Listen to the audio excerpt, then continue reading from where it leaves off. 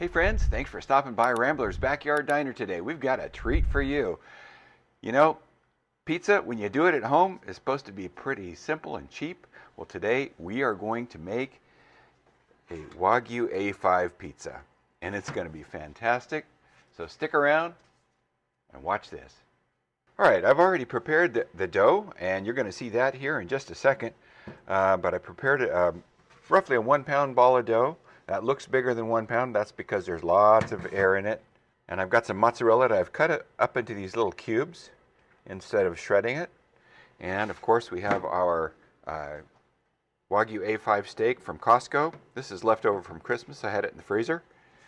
And I've got some Kalamata olives that they're pitted and they're cut in half lengthwise. I've got some white pizza sauce that we're going to use today.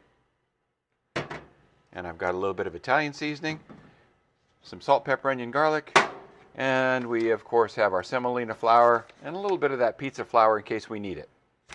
So here we go into the kitchen to make that pizza dough. Okay, let's get started. We're going to take a little bit of honey. I'm just going to eyeball it today. We're going to do about a teaspoon worth of honey into the bottom of that bowl. And then I'm going to take this water that's been warmed up to about 110 degrees, and I'm going to pour it in my bowl. I'm going to whisk that around.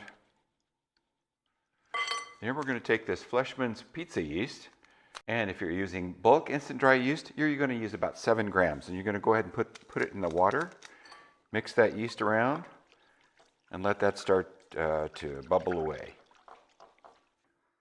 Okay, now I've got 2 grams or a half a teaspoon of, I'm using flaky sea salt. I don't like to use iodized salt in my breads, and I don't have any granulated salt, but I use flaky sea salt for finishing steaks and things like that every once in a while. So I've got that. We're going to mix that into the flour. And when this water mixture, by the way, that was 175 milliliters of water, or you could also call it 175 grams of water. And we heated it up in the microwave to about 110 degrees.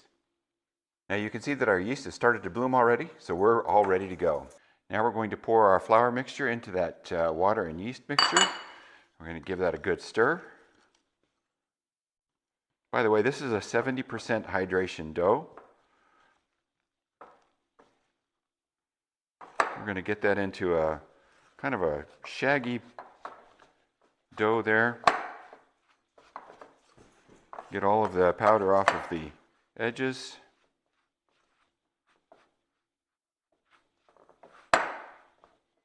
Okay, now I'm going to take a clean hand and I'm going to take that dough and I'm going to put it into massage it into a little ball. We're going to use the fold and slap method today. Oh, I forgot to put in my olive oil. So we've got, this is about 10 grams of olive oil we're going to put in there. Since I forgot to put it in earlier, we're just going to go ahead and knead it in a little bit.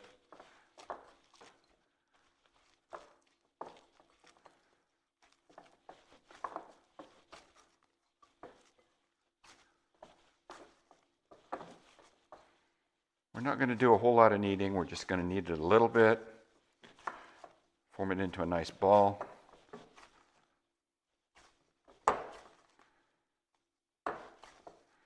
Now I'm going to take that ball, I'm going to tighten it up a little bit, and I'm going to set it in this bowl for a second while I clean this bowl. Okay, into that clean bowl, I'm going to add about another tablespoon, roughly, of olive oil, and I'm going to rub it up on the sides here like this so the dough doesn't stick to it. And this dough is going to double or maybe even triple in size. I'm going to take that dough ball and I'm going to roll it around in that olive oil, just like that. Okay, now we're going to cover that up and we're going to let that rest for about 15 to 20 minutes, and then we'll come back and do our slap and fold. Okay, it's been 20 minutes, so let's take a look. You see it's still kind of shaggy? What we're going to do is we're going to wet our hands. We're going to take that and fold it on the 4 sides, and it will come into a ball. So here we go. We're going to wet our hands. Get them kind of wet. And then we're going to kind of stretch it and fold it. Hasn't loosened up too much yet. That's okay. It's going to come out in the end. Now we're going to take it and wrap it up into a little bit of a ball. And we're going to slap it in there several times.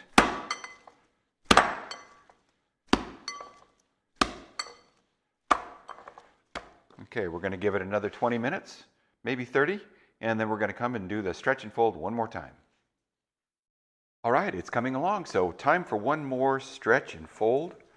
See if it stretches a little bit easier this time. It's starting to get a little bit more stretchy. Perfect.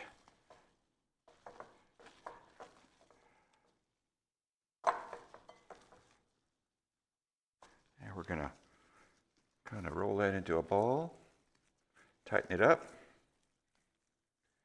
give it a little surface tension, and then we're going to slam it back into the bowl. Dogs don't like that. Okay. Now we're going to set it there, and we're going to let it raise for an hour to an hour and a half, and we're going to let it come to about twice the size of what it is right now. Okay, so while we're waiting for our dough to finish, let's take some of this mozzarella cheese, and we're going to take that and cut it in half. This is a 1 pound block. We want to use about 8 ounces worth. We're going to cut that down the middle like that there. Pull it out. And then we're going to cut it into some small chunks. Oh, look at there. I'm going to cut that into some small chunks. All right, so we've got our cheese cut into little blocks. We're going to go ahead and put it in this container here. Try to break them up as we go.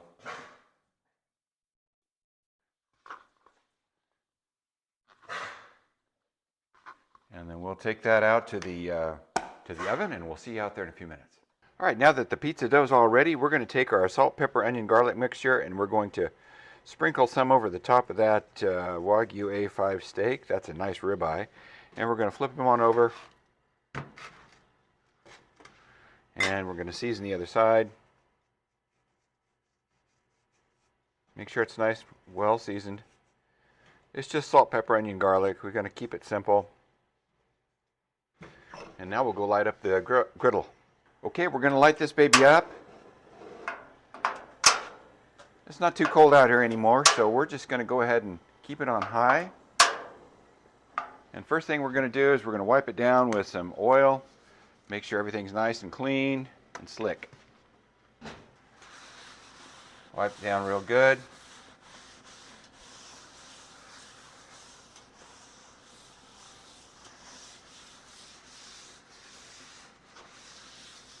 And we'll let that come up to temperature. Now we're going to want our griddle screaming hot, because all we want to do is sear both sides of that steak. It'll take a minute and a half maybe on each side, and then we'll cut it up and we'll put it on top of our pizza. All right, I see a few wisps of smoke coming off of the griddle here. You can see it right down in this area right here. And I'm not going to add any extra oil because the Wagyu A5 steak has got so much fat in it. I'm going to set this down. I'm going to take my microphone and we're going to see how the sizzle sounds. Oh, that's a beauty. So we're going to let that go for about a minute and a half. We're going to flip it to another hot spot. We're going to sear both sides, and then we'll take it off and get it all ready. All right, there's our 90 seconds. So we're going to pick that baby up and put him over here. Hold it down to get a sear. We'll give it 90 more seconds. All right, so we've got a minute and a half on both sides. We're going to go ahead and take that off. Look at that beautiful sear. Is that a thing of beauty or what? Okay, now we're going to let that rest for about 5 minutes, and then we're going to clean up this griddle, and then we'll go ahead and make the pizza. All right, it's been about 5 minutes. I've got the griddle cleaned up, all ready for next time. So we're going to go ahead and shut down the lid. And now we're going to take the steak, and we're going to cut it into some smaller strips.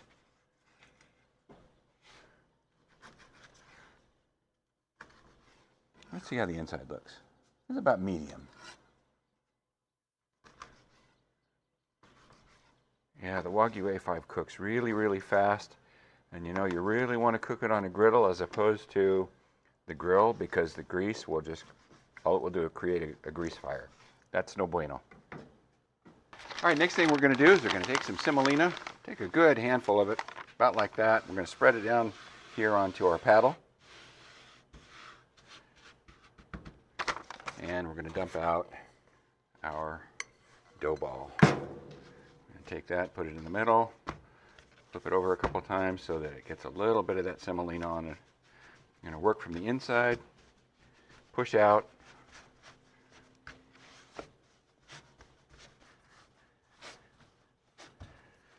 Now you could use a dough ball from the store.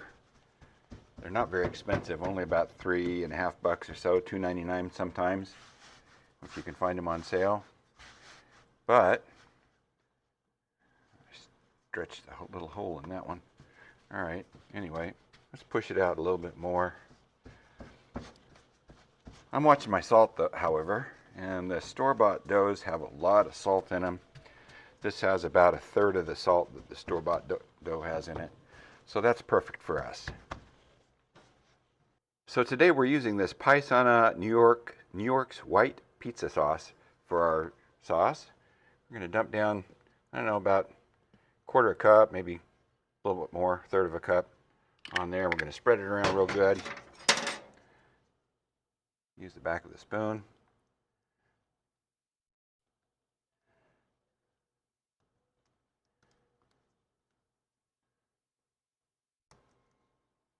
And we want to avoid getting it onto our paddle. Now at every step of the way, give it a little shake so that you make sure it hasn't stuck to the board. Now we're going to go ahead and put some of this cheese down.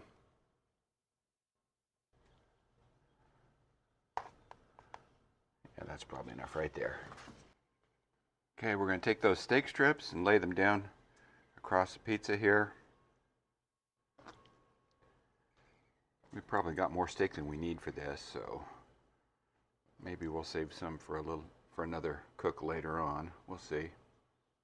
Well, that's about going to do it right there. And let's put our Kalamata olives down. This is about 12 olives altogether, and they've been cut in half, north-south.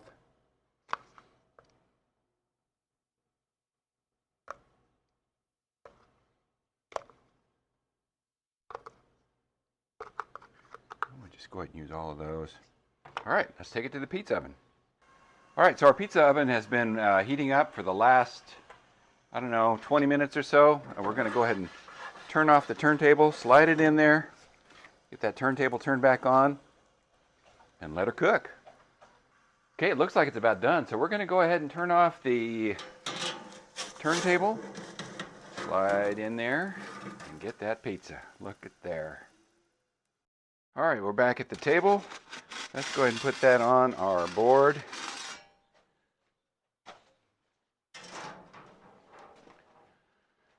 Ain't she a beauty? So there you have it, folks. We have our Wagyu A5 and Kalamata olive pizza. It looks beautiful. There's nothing left to do but give it a try. So let's see how it turned out. Got things falling off here.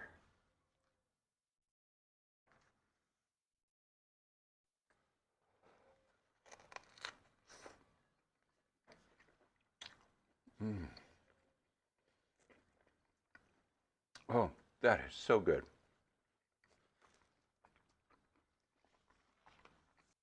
Okay, so you watch YouTube videos and, from Blackstone or whatever, and they always tell you shred your own cheese or cut it up into chunks like I did today, and it makes a difference.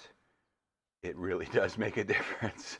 I think I'm going to do it this way from now on. And by the way, I'm going to use that same cheese instead of the square blocks or the rectangular blocks from the store. But we'll see how it goes. We might try some of that as well. Anyway, thanks for stopping by Rambler's Backyard Diner today. We really do appreciate you sharing a little bit of your time with us. If you liked what you saw, if it inspired you to do something in your own backyard, hit us with a like. And if you haven't subscribed yet, what you waiting for? Hit that subscribe button, the notification bell, so you don't miss anything we do here in the Backyard Diner. Thanks again for stopping by. We really appreciate you, and we'll see you next time.